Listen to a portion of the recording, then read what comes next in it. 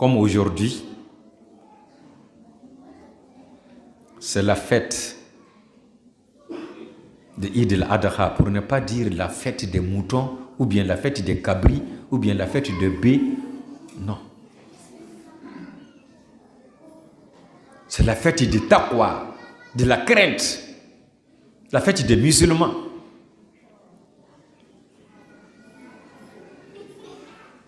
Mais ça a été baptisé par les non-musulmans, fête des moutons. On se pose 1001 questions. Qui fête? Les moutons? Ou bien on ne mange, ou bien la fête là c'est fait pour des moutons, ou bien cette fête là est faite, on ne mange que les moutons. Pourtant on mange aussi les cabris comme les bœufs, mais autrement là, cette connotation là est très mal placée. C'est pas fête des moutons. Sinon, on va aussi surnommer la fête aussi des chrétiens, fête des porcs. Noël, les gens tuent beaucoup de porcs, on va dire fête des porcs. Ou bien fête des poulets, mais c'est la fête de Noël. Donc pour nous là c'est Eid al-Adha. Eid al-Adha. Ou bien fête de l'immolation. Fête de l'immolation. Là c'est plus propre et net. Allah subhanahu wa ta'ala nous dit dans le Saint-Coran, dans Surat al-Hajj, les moutons qui seront égorgés en offrande pour Allah subhanahu wa ta'ala, ou cabri, ou bœuf, tous ces animaux-là, leur chair ne parvient pas à Allah, ni leur sang. Et Dieu ne prie pas aussi sur leur peau. Dieu ne consomme pas la chair de nos animaux que nous allons les faire en offrande. Pour Allah subhanahu wa ta'ala, la chair ne parvient pas à Allah, ni le sang, ni la peau. Mais qu'est-ce qui lui parvient? La crainte que nous avons vis-à-vis de Allah subhanahu wa ta'ala. C'est ça qui est plus important. La crainte que nous avons vis-à-vis de Allah subhanahu wa ta'ala. D'autant peuvent quand même se poser la question, immoler peut-être un chameau, ou un bœuf, ou un mouton, ou un cabri, lequel est mieux? On dit tout est bon. Tout est bon. Tu as les moyens de faire lequel? Tout est bon. D'autres disent, comme Mohammed sallallahu alayhi wa sallam, il a immolé un mouton, mais un mouton significatif. Un mouton bien blanc,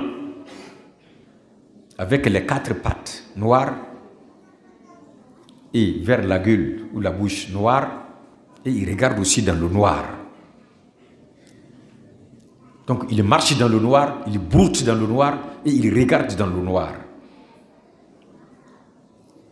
Voilà l'animal que Mohammed sallallahu alayhi wa sallam a égorgé. Pour lui-même et sa famille, et pour tous les musulmans, de ce jour jusqu'à le jour de la résurrection, qui n'ont pas eu des offrandes à offrir pour Allah subhanahu wa ta'ala.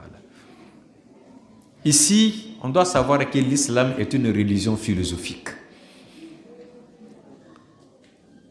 Mais certaines personnes qui n'ont pas de savoir islamique pensent, moi je n'ai pas eu mouton dans la fête là, je n'ai pas eu cabri dans la fête là, moi je n'ai pas eu la viande de bœuf dans la fête là, je n'ai pas eu la viande de chameau. Non, non, non. Cette fête là, tu as fait ça en bonne santé, il faut remercier Allah subhanahu wa ta'ala. C'est une fête de reconnaissance. C'est une fête de reconnaissance. Ce n'est pas une fête de manger. Mais Dieu nous accorde, dans la fête, on doit quand même jouir en mangeant.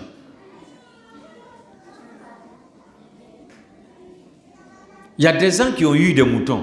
Mais comment il a eu? Peut-être qu'il a volé l'argent. Ou bien c'est un brouteur.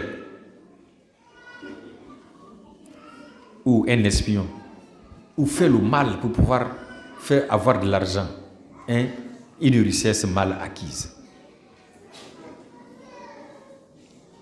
Et puis il est parti acheter un mouton ou un cabri ou un bœuf pour pouvoir faire la fête. C'est quelle retombée qu'il a auprès de Allah subhanahu wa ta'ala. Quelle retombée. Mais toi qui n'as rien eu, mais tu t'es contenté. Ah, comme je n'en ai pas, L'intention déjà vaut l'action ou bien plus que l'action. L'intention qu'il y a, c'est plus que l'action. Tu n'as rien eu, mais tu t'es contenté. Tu dis Alhamdulillah, on fête avec les autres. Non, toi tu as eu. Parce que Mohammed sallallahu alayhi wa sallam a immolé ton animal. A immolé ton animal. Donc toi tu as eu l'animal sain. Un animal qui est bien sain, un animal pur, un animal de halal. Toi ça a été égorgé d'abord à ton nom. Donc où est-ce que tu crains quoi encore? Mais celui que tu vois mouton dans sa main, comment il a eu? Celui que tu vois cabri dans sa main, comment il a eu? Celui que tu vois bœuf dans sa main, comment il a eu? Celui que tu vois chameau dans sa main, comment il a eu? Mais Mohammed sallallahu alayhi wa sallam a dit ça. Offrez quelque chose pour ton Seigneur à ton égard, à ton sujet. Alors, pourquoi te décourages-tu? Mais comme Mohammed sallallahu alayhi wa sallam, il a eu à immoler un mouton. D'autant disent que, donc le mouton vient en première position, après cabri, après bœuf, maintenant ça se termine par chameau. On n'en disconvient pas. Que parce que si on veut voir l'origine même d'abord de cette fête, ça provient d'Abraham et sa femme Hagar et son fils Ismaël. Car il voulait immoler son fils Ismaël. Dieu a récompensé ça par d'autres immolations plus grandes. Dieu l'a ordonné d'immoler un mouton. Donc si on veut voir même l'origine même d'abord de cette fête, c'est un mouton, un bélier qui a été offert à Allah subhanahu wa ta'ala. Donc en voyant ce qu'Abraham a posé comme acte et ce que Mohammed sallallahu alayhi wa sallam a posé comme acte, les gens ont donné préférence au mouton. D'autres sont partis encore autrement. Comme ikhtilaf ubati rahma, la divergence d'opinion pour les chercheurs et les véridiques, c'est de la grâce, c'est une grâce, parce que ça fait sortir la connaissance. Mais comme Mohammed sallallahu alayhi wa sallam dit, le jour du vendredi, les premiers venant dans la mosquée, et ils ont récompense du chameau. Les deuxièmes venant, ils ont la récompense du bœuf. Les troisièmes venant, ils ont la récompense des moutons ou cabris. Les quatrièmes venant, ils ont la récompense d'une poule. Les cinquièmes venant, ils ont la récompense d'un œuf. Donc c'est graduel. Du chameau jusqu'à l'œuf. C'est qu'en ce moment, les gens disent que mais si c'est ça, c'est qu'en ce moment le chameau devient plus important et le bœuf suit et mouton avec cabri maintenant suit. Avec la parole de Mohammed sallallahu alayhi wa sallam, ça nous met déjà sur une voie. Pourquoi ils ont pris aussi le chameau? Ils disent que quand on regarde le chapitre, Dieu dit Faswalli li rabbik wanhar. Faswalli li rabbik wanhar. Prie pour ton Seigneur. Après avoir fait l'autre prière, qu'est-ce qu'on doit faire? Dieu n'a pas dit Fasbah, il dit wanhar. Ça, c'est l'immolation du chameau. De la façon qu'on immole le chameau, c'est ça qui est nahar. Mais de la façon qu'on immole le bœuf et les moutons, ça c'est sabr. Dieu dit Faswalli li rabbika wanhar. Mais wanhar peut avoir plusieurs sens. Mais étymologiquement parlant, wanhar veut dire c'est l'immolation du chameau qu'on appelle wanhar en arabe. Il dit que donc la préférence est donnée au chameau en premier lieu et les autres viennent. C'est très important. En islam, Allah veut nous faire comprendre que ce n'est pas la bête là. La crainte que nous avons en nous-mêmes vis-à-vis de Allah, c'est ça qui est plus important. C'est sur ça que nous nous sommes pointés et non sur l'animal, et non sur la grandeur. Bon, celui aussi qui a pu immoler une bête plus grande, il peut donner à plusieurs personnes. Et quand tu donnes à plusieurs personnes, n'importe qui que tu lui donnes, que ce soit musulman ou non musulman, tu es pointé par Allah subhanahu wa ta'ala par le nombre de personnes que tu as eu quand même à donner quelque chose comme la viande. Donc ici, tous les musulmans doivent pouvoir vraiment donner quelque chose à Allah subhanahu wa ta'ala. Que ce soit à l'adhiya, dans le jour de la fête, s'il a les moyens, Mais quand il n'en a pas, il ne faut pas qu'il va se faire de soucis. Mohammed sallallahu alayhi wa sallam s'est en chargé de sa part. À moins que, peut-être que c'est viande qu'il veut bouffer. Ça, c'est autre chose. Ce n'est pas la viande pour bouffer. Et puis, ce n'est pas la récompense du sacrifice. C'est deux choses différentes. Donc, il ne faut pas qu'on va se faire des soucis ou bien se décourager. Celui qui n'en est pas, Mohammed sallallahu alayhi wa sallam a immolé ta part. Résiste-toi de cela. Dans le mois du pèlerinage,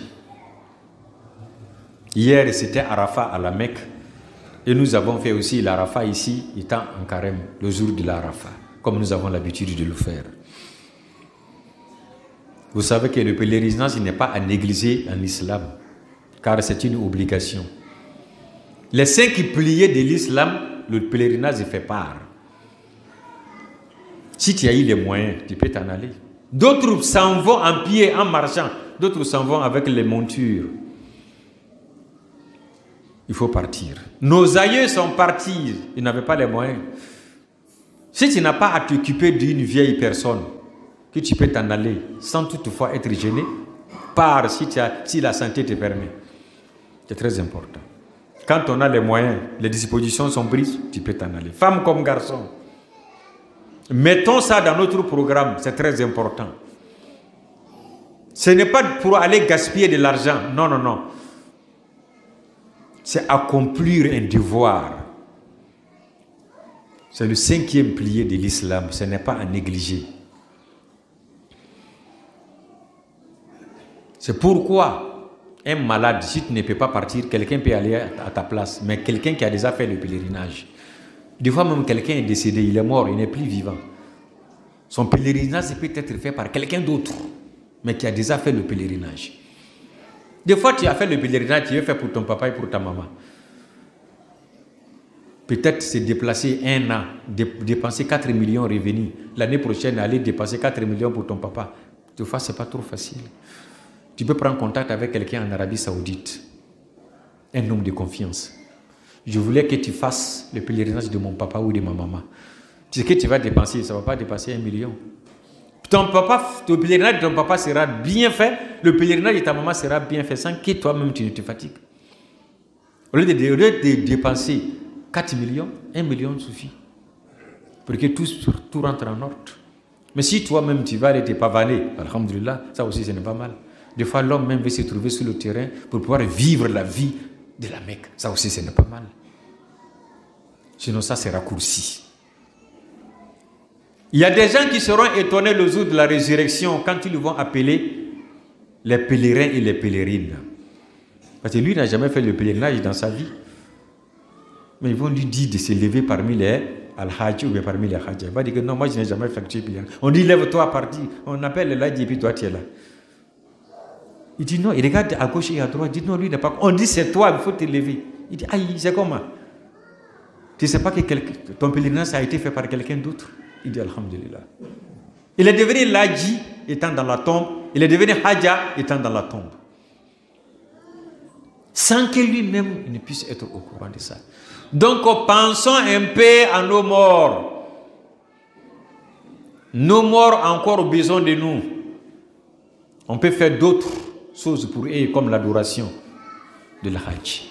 Donc le hajj n'est pas à négliger. Le hajj est très important.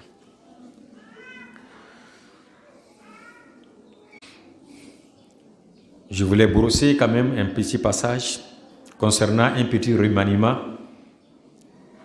qui a été fait par les membres statutaires. Les membres statutaires étaient composés de 6 personnes. Un président, un secrétaire général, un secrétaire des finances, un secrétaire à la prédication, un secrétaire à la formation, puis la tête elle-même, qui est le fondateur de la communauté islamique Mohammedia, à la personne de Sayyidna Abdurrahman Ahmad Kudus Konate al-Masih al-Maroud. Vous savez que notre premier président, c'était Bema Touré. Père, son âme, il est décédé. Il a été remplacé par un deuxième président national qui était Al-Hadji Moussa Traoré. Lui aussi, il est décédé. Le poste est resté presque vacant. Après aussi, il y a le décès de M. Condé qui a suivi. Comme le monde, si la marche n'a pas pris fin, les balancements de la main aussi ne peuvent pas s'arrêter. Le Messie avait voulu que vraiment ceci soit remplacé pour que la course continue. Il a décidé, à la place du président national, Al-Hadji Moussa Traoré, qui Wakil occupe cette fonction. Donc à partir de cet instant que je vous parle, c'est Daouda Koné qui est nommé comme étant le président national de la communauté islamique Muhammadiyya. En ce qui concerne M. Condé, comme il était épaulé par Noureddine Sissé quand il faisait la fonction, les montées et les descentes, ce sont les deux qui faisaient ensemble. Donc après son décès, c'est lui aussi qui continuait la fonction. Messi l'a en même temps nommé comme étant le responsable du finance sur le statut. Comme moi, ma fonction c'était la formation des missionnaires et des imams au sein de la communauté. Bon. Il y a quelqu'un qui s'occupe des missionnaires, il y a quelqu'un qui s'occupe de leur formation, donc il y a eu une accumulation de postes. Donc à partir de cet instant, moi j'accumule les 2 postes. Et le secrétaire général, Seyd Diallo, lui reste dans son poste. Il avait eu une petite anomalie, mais alhamdulillah, Dieu a corrigé ça, donc tout va bien par la grâce d'Allah. Donc pour ne pas peut-être être long, moi ma fonction comme c'est double, pour couper de court, ça peut être appelé Wakil al-A'la, un seul nom, ou bien si on peut appeler responsable de la formation des imams et des missionnaires et le chargé des missionnaires. Si ce n'est pas trop long, alhamdulillah. Je pense que voilà ce qui est fait. Et la tête reste tête. Le fondateur de la communauté islamique Muhammadiyya, lui-même, à la personne de Sayyidina Abdurrahman Ahmad Kudus Konati, Al-Masih al-Maw'ud Nabi Ilahi Isa. Donc voilà les petits remaniements qui sont rentrés. Il faut que les Muhammadiyya soient informés. Un Muhammadiyya ne doit pas être informé par un non-Muhammadiyya. Non, ça ce sont les nouvelles de la poubelle. On ne peut pas ramasser les nouvelles dans les ordures pour s'en procurer. Non. Donc il faut prendre ça à la source. C'est pourquoi j'ai osé dire ça sur le Koutuba. Pour que ça soit dans l'idée de tout un chacun. Quand tu veux narrer ça, tu sais déjà où ça vient. Là, tu n'as pas besoin de dire que j'ai entendu. Si on dit où, tu dis non, par le vent. Ce n'est pas par le vent. C'est dans le Koutuba et dans la bouche de qui. Et tu n'as pas, que tu n'ignores pas.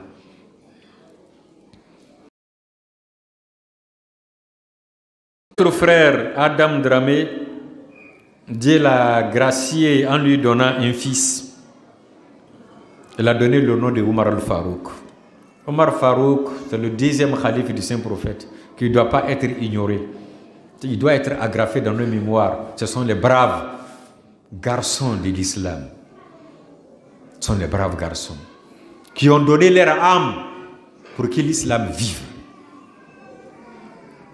Nous avons hérité de l'islam à cause de leurs travaux, à cause de leurs actes. Si on a des enfants, on ne doit pas les oublier, on doit les immortaliser en donnant leur nom à nos enfants. C'est très important.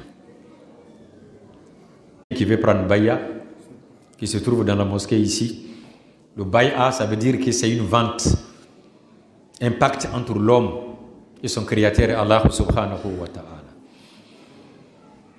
Donner sa vie en échange du paradis.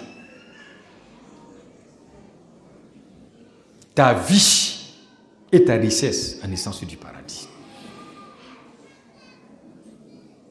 Voilà comment on adhère à la communauté islamique Muhammadiyya.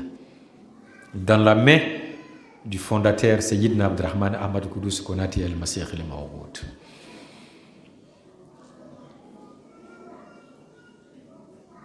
prendre la décision que je vais travailler avec le Saint-Coran et la sunna du prophète. Sans toutefois oublier les 6 piliers du bay'a. Je ne vais pas donner des égos à Allah, c'est-à-dire que je ne vais jamais associer quelque chose à Allah jusqu'à ma mort. Je ne vais jamais voler, ni acheter quelque chose. C'est un voleur, ou bien aider quelqu'un à vendre quelque chose qui a été volé. Et je ne ferai jamais la fornication dans ma vie. La fornication et l'adultère, je vais m'en éloigner. Et je vais m'éloigner aussi de calomnier.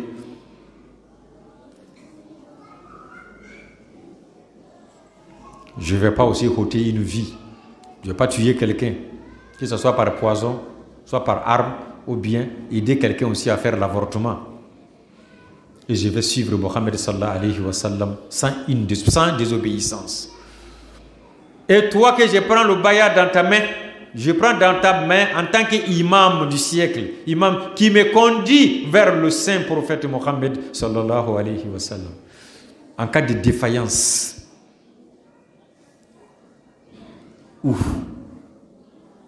si j'ai eu enfreint à une loi islamique, je me présente. Et si la loi me sanctionne, je suis prêt à être sanctionné par la loi islamique. Mais quand Allah protège quelqu'un, Allah même d'abord a fait que la personne n'a su son mal, et lui aussi il a eu peur, il ne s'est pas déclaré, son sort est dans la main de Allah subhanahu wa ta'ala. Allah peut lui pardonner comme le sanctionner. Donc je pense que nous allons essayer de voir comme le temps fait défaut. On va aller dans le deuxième pour pouvoir attendre ceux qui vont faire le sermon d'allégeance avant de faire le dernier Fatiha par la grâce d'Allah subhanahu wa ta'ala. Wa nu'minu bihi wa natawakkal alayhi wa na'udhu billahi min sururi anfusina wa min sayyiati a'malina. من يهده الله فلا مضل له ومن يضلله فلا هادي له ونشهد أن لا إله إلا الله وحده لا شريك له ونشهد أن محمدا عبده ورسوله عباد الله رحمكم الله إن الله يأمر بالعدل والإحسان وإيتاء ذي القربى وينهى عن الفحشاء والمنكر والبغي يعظكم لعلكم تذكرون اذكروا الله يذكركم وادعوه يستجيب لكم ولذكر الله أكبر. اللهم اهدنا فيمن هديت وعافنا فيمن عافيت وتولنا فيمن توليت وبارك لنا فيما آتيت وقنا شر ما كديت فإنك تقضي ولا يقضى عليك إنه لا يذل من وليت ولا يعز من عاديت تباركت ربنا وتعاليت وصلى الله على خير خلقه محمد وعلى آله وأصحابه أجمعين. ربنا تقبل منا إنك أنت السميع العليم وتوب علينا إنك أنت التواب الرحيم وهدنا على الحق وعلى صراطك المستقيم. الفاتحة. بسم الله الرحمن الرحيم. الحمد لله رب العالمين الرحمن الرحيم مالك يوم الدين إياك نعبد وإياك نستعين اهدنا الصراط المستقيم صراط الذين أنعمت عليهم غير المغضوب عليهم ولا الضالين. السلام عليكم ورحمة الله تعالى وبركاته.